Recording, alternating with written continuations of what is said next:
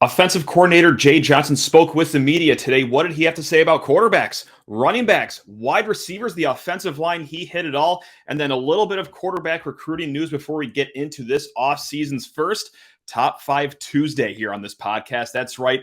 What are the 5 worst things you could say to an MSU fan or any sports fan in general after a devastating loss? Let's go. Are Locked On Spartans, your daily podcast on the Michigan State Spartans, part of the Locked On Podcast Network, your team every day.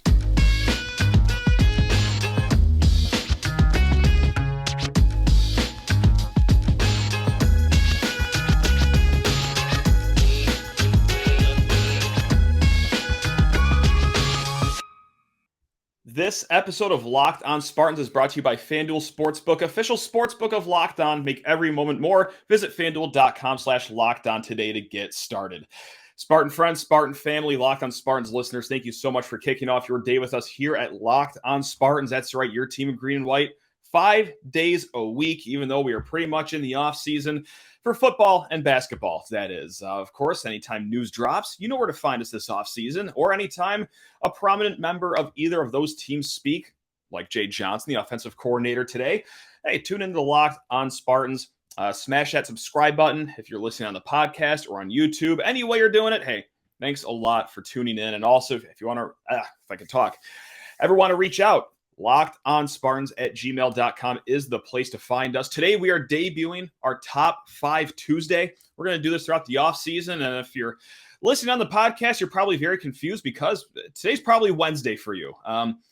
You know how we keep things organized on this show. Sometimes we'll drop it Tuesday. Sometimes we'll drop it Wednesday. But since this video will be up on Tuesday, still falls in the Top 5 Tuesday. We'll be joined with Maddie May.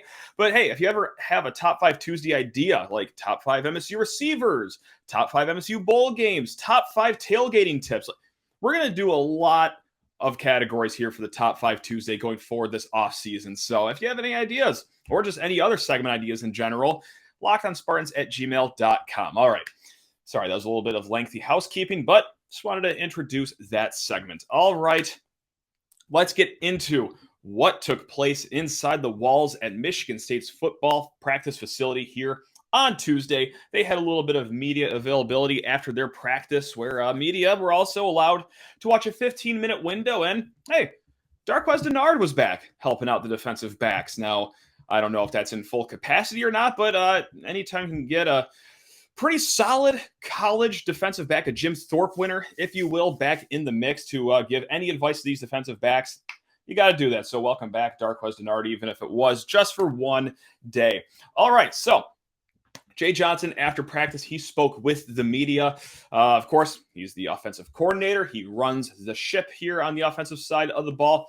And there were some great tweets here from the wonderful beat reporters of Michigan State. Got some from Ryan O'Blennis of Spartans Illustrated. Got some from Chris Solari. But these are all quotes here from Jay Johnson. And let's start with the biggest story of the offseason, the quarterbacks. Jay Johnson said that all 3 guys, Payton Thorne, Noah Kim, Katin Houser, they're all getting equal reps so far this offseason. And I hope you're sitting down for this. This is going to be a big shock. He didn't tip his hand at who is leading in the quarterback position battle so far this offseason in his first media availability of this spring. Kept it pretty close to the vest here, but hey, anytime it's going to be talked about, we got to talk about it here on Locked On Spartans. Ryan O'Blennis tweeted this out. He writes, Johnson says that Thorne's experience, poise, and command of the offense has been prevalent. You would hope so out of a senior. Noah Kim has been solid, and he likes his ability to run, and that things are, quote, starting to slow down for Houser. He thought Houser, quote, took a big step during last Saturday's team scrimmage. Also added, there's no timeline on picking who is going to win this quarterback battle. Said the answer is going to sort itself out, so we're all going to sit and play the waiting game here, maybe up until that final weekend in August, or dare I say, going into the season. Hopefully that's not going to be the case, though. But yes, that is the latest on the quarterback battle. Heard from the offensive coordinator. All right. Hey, Jay Johnson also spoke about running backs. Another sneaky underrated position battle kind of going on here. Maybe not so much for the starting position. I think Jalen Berger might have that locked up, but You got 2 transfers here right behind him that might have something to say about that. Ryan O'Blennis tweeted out, Johnson says that he's been, quote, very pleased with the newcomers at running back, Nathan Carter from UConn and Jaren Mangham from South Florida, and praises the returning running backs such as Jalen Berger and others. This is going to be an important position moving forward, and you kind of saw that with the guys they got in Jaren Mangham and Nathan Carter, 2 big-bodied, powerful running backs because going back to last year on 3rd and short, on 4th and short, if you thought that it didn't go well last year, that wasn't your eyes or your memory deceiving you. That is actually the case here. Michigan State was 103rd in the country in stuff rate. Now, stuff rate is anytime you don't run the ball beyond the line of scrimmage, you were stuffed. MSU was 103 in that category, and it got even worse in power running rate. Now, power running rate is when it's 3rd or 4th down and 2 or less yards to go. What percentage of the time do they get the first down? They got it 58.3% of the time. That is 118th best in the country. It was abysmal last year. And no, of course, it's not all on the running backs, but you look at the personnel they had last year. Jarek Broussard, not necessarily a bruiser on those 4th and short situations. Eli Collins was solid enough. Obviously, he is not here anymore. He's down at Oklahoma State. And Jalen Berger, he's fine. But yeah, if you need a 3rd down back, a bowling ball, a bulldozer of a running back, it's got to be Nathan Carter or Jaren Mangham because that was a category MSU was lacking in big time. Big time. Also, maybe the play calling can use some work too. I'm still not bitter or hung up on that 4th and 1 play call in Ann Arbor, but yeah, we're totally over it. Also, let's talk about receivers as well. A pretty big hole is left there as well with Jayden Reed going to the NFL. Ryan O'Blennis tweets out, Jay Johnson names Christian Fitzpatrick and Montorie Foster along with Keon Coleman and Trey Mosley as wide receivers sticking out. He also likes what the younger guys, Tyrell Henry, Antonio Gates, and Jaren Glover, are showing. Safe to say that Keon and Trey will probably be the 1 and 2 guys. Now, as far as target share goes, now whether Trey plays the slot again, that's to be seen. I think that is where he will sit, though, if it is Christian Fitzpatrick winning that 3rd receiver role. And really, it's not hard to compare him physically to someone that's very recent in MSU's history.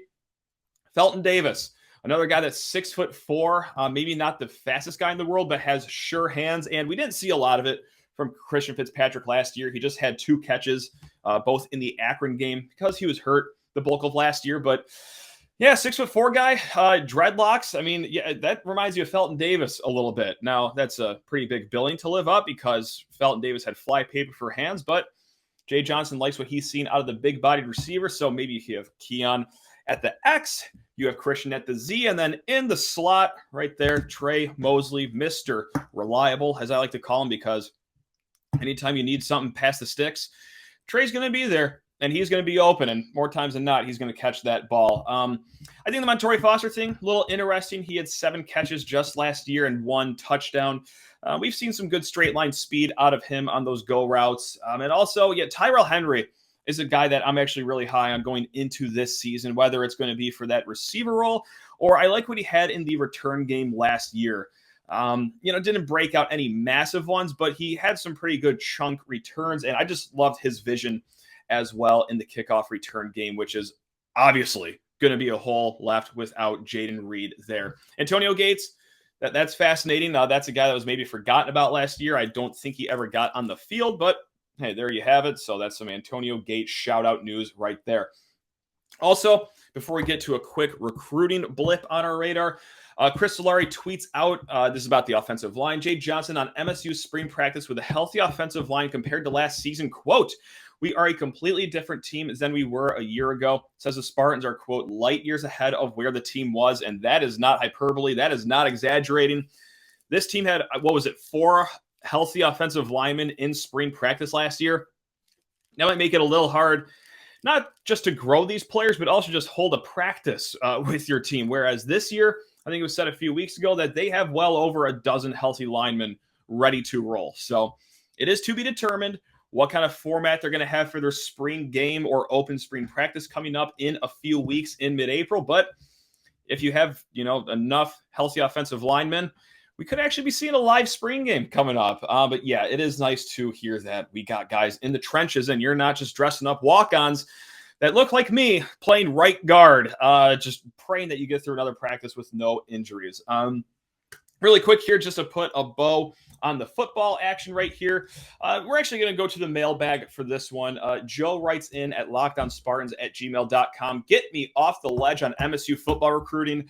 When I look at the crystal ball predictions, Michigan is absolutely killing us. Well, Joe, I got great news for you. This update has nothing to do with Michigan, at least. And I got some bad news here. I won't be able to talk you off that ledge because Jake Merklinger, the 4-star quarterback out of Georgia, he has visited Michigan State a handful of times.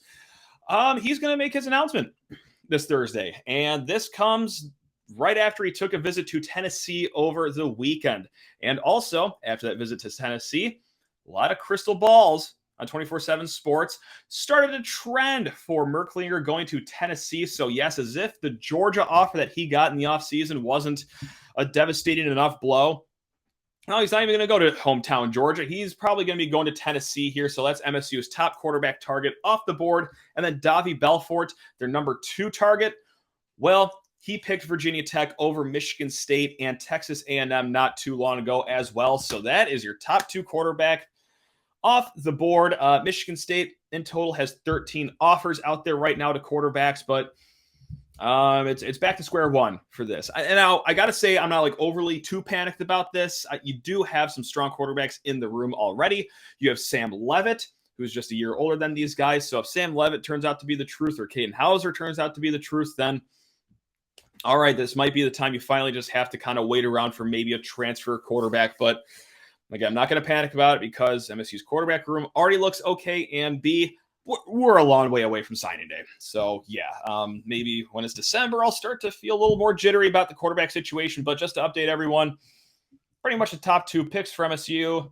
Sayonara, see you later. Good luck at your schools that are not Michigan State. All right, we will be back here with another Matt. That's right. It's not just me today. It's going to be Maddie May. We're going to talk about the 5 worst things that you could tell a fan after a tough loss to kick off our Top 5 Tuesday. But first, hey, you got to talk your ear off about FanDuel Sports, America's number 1 sportsbook. And this is the number 1 time of year to get in on the action. If you're a little late to get in on the March Madness betting action, fear not, there's still plenty of good lines and props and futures for this weekend's Final Four showdown. Also, the Masters is right around the corner. I just put a bet in for Scotty Scheffler at 8-1 to win on FanDuel.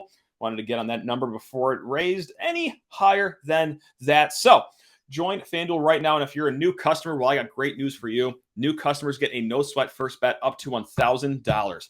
That is $1,000 back in bonus bets. If your first bet doesn't win, just go to FanDuel.com/lockedon and sign up today to claim your no-sweat first bet. You can wager on everything from money line, point spreads, which team will be cutting down the net, which team will score first.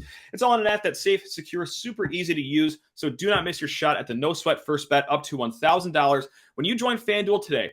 Just go to FanDuel.com/lockdown to sign up. Make every moment more with FanDuel. And let's get to our guy, Maddie May, as we kick off Top 5 Tuesday with the top 5 worst things you could say to someone after their team just had a devastating loss. He is a friend of the podcast, a man that has absolutely nothing to plug unless anything's changed in your life that I'm not aware of over there. He is Maddie May, one of my favorite all-time people to talk to on the show, and he is going to debut with us this offseason's Top 5 Tuesday. Like we said at the top of the program, this could be top 5 quarterbacks, for example, top 5 arenas MSU basketball plays in, or it could be stuff like this, more of the fan-sided stuff, like top 5 worst things to say after a devastating loss. What better way to kick this off within such a positive, upbeat topic such as this one? Before going any further, Maddie May, how on earth are we doing over there? I'm doing good, doing fantastic.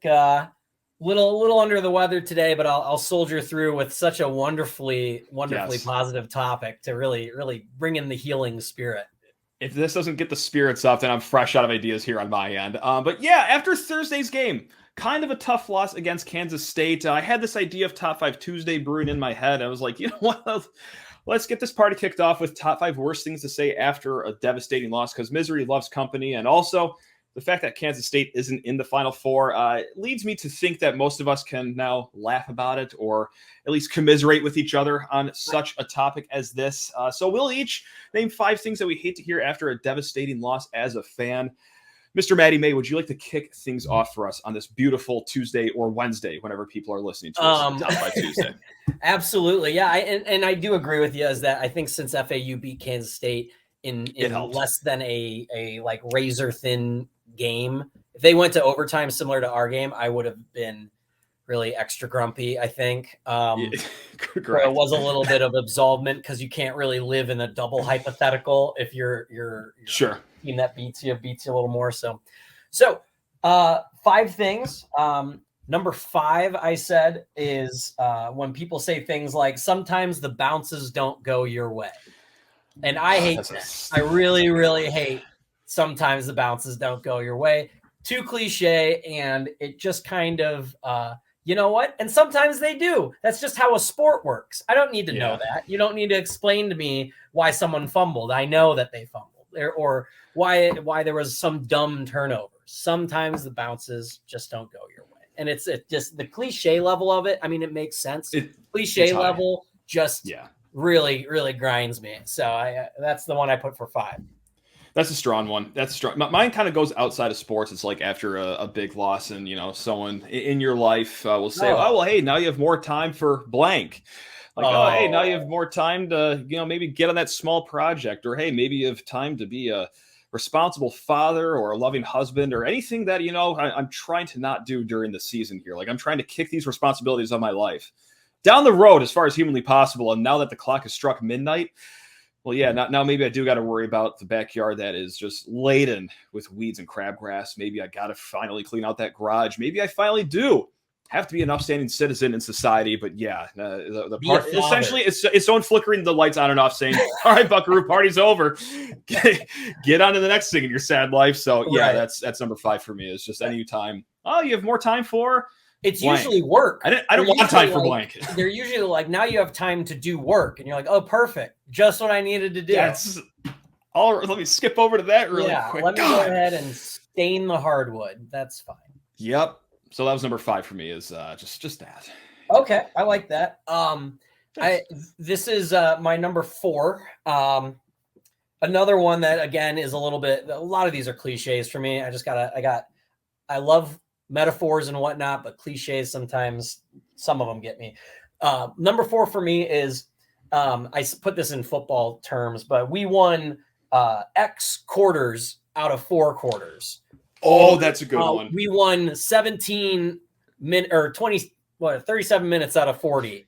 I think Tom Izzo might have been guilty of some of those, but I think I was. Yeah, I think I was guilty of that too. Yeah, and that's one that I just I'm like, I don't need to hear that. Why didn't you win the last 3? That's like we talked about Duke last year, and it's like they won everything except the last 2 minutes. And be like, cool. Then why did we even play all the other minutes if you can't even win the last 2? Because those were the ones that mattered. So it's great, but thanks but no thanks on that advice. I did the same after the at Michigan game for basketball this year. It's like, hey, MSU was the better team for the first 36. Unfortunately, those 4 minutes that they weren't ended up being a pretty important 4 minutes. Who would have thought? Yeah, that's the one where you need those last minutes are usually the ones where you need the lead. You can have the lead all you want in the other ones. It doesn't do a lick of good. And that's such a loser statement. I get so grumpy on that one. Sorry that you said it, but no, it's okay. I at least think I circled back and said, well, you also needed the other 4 minutes to win the game. But how about not just a loser statement to say at the end of like a game, but I mean, now we're doing story time with Matt. This was my brother's high school football end of the year banquet, and I think the high school coach said and I think they went something like 5-6 that year, like 500, if not a game below 500. And the banquet during the speech, the coach was like, well. On the right side of things, we were 9-0 at halftime. Oh, so that actually sounds like a terrible season. Then if we were that means you went back and looked. Right. So we were really good at collapsing. That's significantly worse. That's dagger time. That's dagger time for a high school. Even though I know this isn't Lions, but shout out to the Lions fans out there. Yeah, so got a little contagious on it, didn't we, Coach? Anyway, no, my number 4 is anyone, and this happened in spades after Thursday's game against Kansas State. That was an instant classic. That was such a great game. If you weren't a fan of either team, I know number 3 was all-time classic. Thank you. I know how awesome it is to turn on Big Ten Network or Andy HRC and be on YouTube and just play the hits. You know, the 2019 Duke game, the Rose Bowl, the trouble with the snap game. Those are amazing. You know what's even worse than that feeling of amazement on the other end of the spectrum is how horrible you feel when you do flick on Big Ten Network and, oh, great. It's a game that went completely against our way, and then it's glorified on Sports Center. It's talked about in every podcast you listen to. Or how about you turn on Big Ten Network in the offseason, you see MSU's playing, and then it goes to commercial and says Wisconsin Classic, and you're like, oh, yes. You did I me know how wrong. this one ends. Yeah, and then you look, it's all like it's a Wisconsin day. Well, whatever. Friggin' Wisconsin. Yeah, it's or like you're in the offseason, I know I'm going to watch it, and then really quick it's going to be the Breslin Center Court against Purdue, and I'm like, oh, is this the one where Miles Bridges hit that 3 to be? Oh, it's Purdue Classic. Oh, it's this year's when they beat us at the butt. Great, awesome. And you feel just kind of tricked in a way where you're watching some of those games, especially for basketball, because usually football, you can kind of tell it's like, okay, this one was late 2000s. This is an MSU game where they win, but then there's some of those random games where you're like, I don't remember MSU having a really classic victory over Maryland. And you're like, hold up. Yeah. I don't remember them having that, and I don't remember it with this team. And it's like, oh crap. Yeah, we had a historic win over Indiana. I don't think so. Yeah. Oh my God, it's a double overtime game from this year for Indiana. Yeah, that's the one where it's whenever you see MSU playing Illinois in football on the Big Ten Network, you go ahead and you turn that off immediately. I'll just tell you, there's nothing good coming out of that game. That's a sterling point right there. Yeah, so that was your number 3 then. That was my number 3. So I guess you'll just go with your number 3. I'll go with my number 3, and this was something that was said verbatim by my mother after the Kansas State game. I got to watch with my family. It was a great time. You're really reliving this Kansas State game through all of these. Look, this is half doing a fun segment here. This is also half just doing therapy right now. I need to get a few more things off my chest before I could fully go into the offseason. A lot cheaper, but a lot more toxic. 1,000%, and I will take the toxic route every single time. I will never change. When my mom said, quote, well, the Marquette game was a lot of fun. Mom, I love you. You're great. It was amazing watching those games with you. Not now.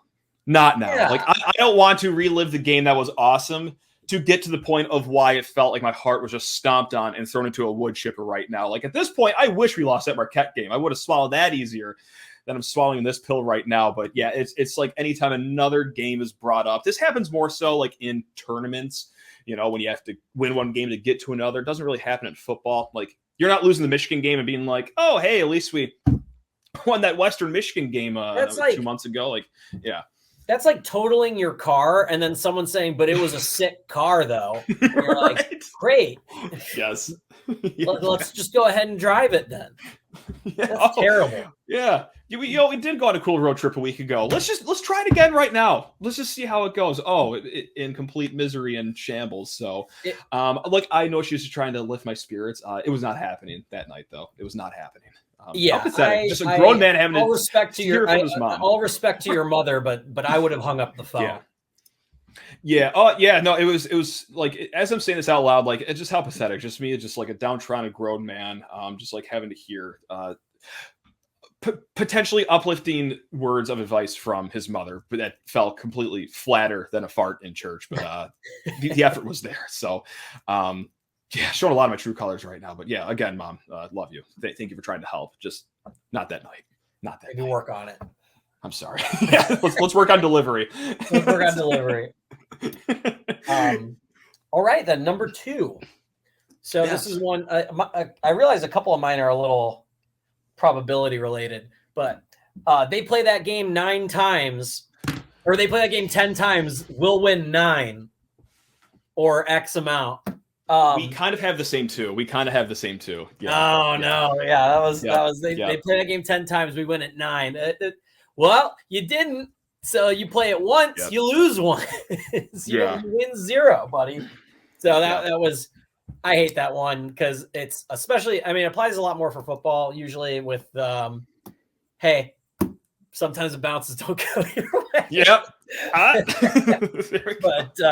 yeah, so that was mine.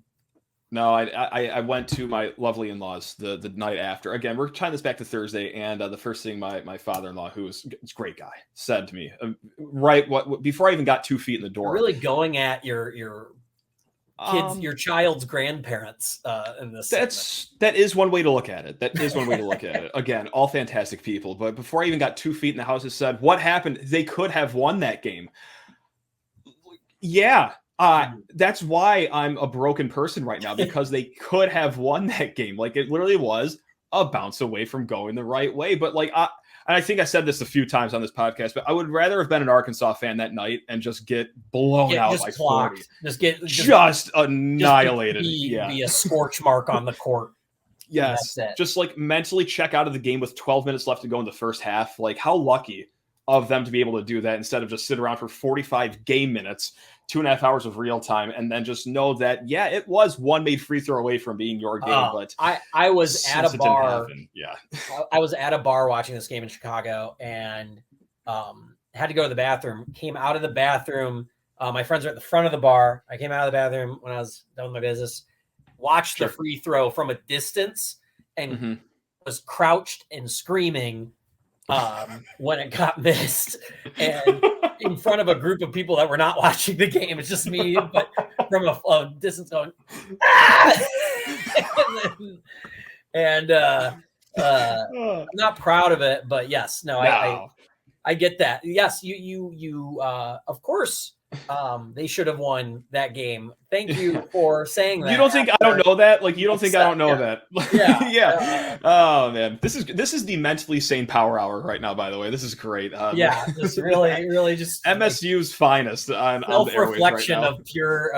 of pure unhinged fandom. But yeah, I screamed in front of a group of strangers while crouched in a bar. So just trying to enjoy their plate of nachos as they got it for an appetizer. Not on my watch. Not on my watch. Not on my watch.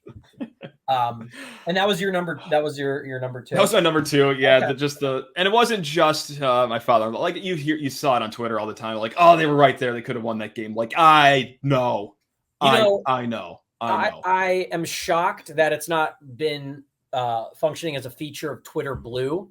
Because I would pay for it if they had a feature that would let you chronologically look at your tweets, so that when you lose a bad game in football and basketball, you don't have to see the tweets again 20 hours later during the game when they're winning.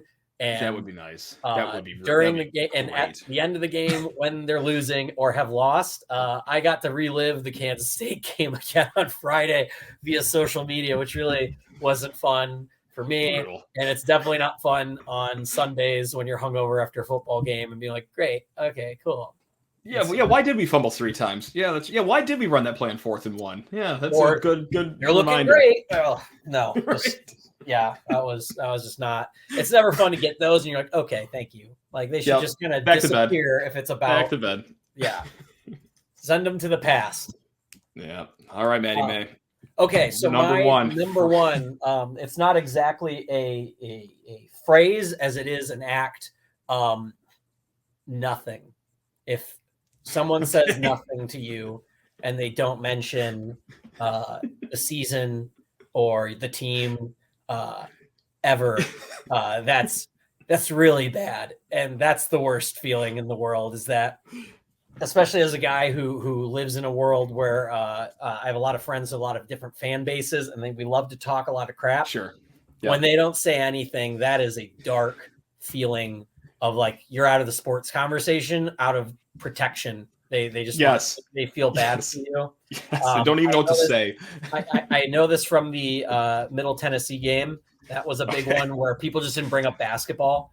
And that happened to one of my Purdue friends, is that everyone's like, well, did anyone make fun of him or anything? No one said a word. Everyone said we left him alone and left. He went to a corner of the bar, just kind of hung out, and no one said a word to him. And I was like, I've been there, and that's almost worse than anything someone could have said. Of just like, almost take that. But I mean, there's really nothing you can help. That's just where everyone knows you're down bad, and they're like, let's not even say what happened. Yeah, the mention one is what happened. I was just gonna say this isn't my number one, but now that you brought up the Middle Tennessee State game, I remember where I was around coworkers that didn't care for basketball, and one of them knew it was a big upset and just said to me, "What happened?" It's like, well, if I knew and if I could have done anything about it, you don't think I would? And I'm just seething with rage, but I also don't want to get fired or have a long conversation with HR. So it's madness. Fair, I didn't include this on the list of what happened being one. That's not your number one, is it? It's not. No, that is a good honorable mention though. Yeah. Okay. I back in the day, I used to live in Minnesota and did not like Minnesota Wild fans. So when I found out that if they blew a lead,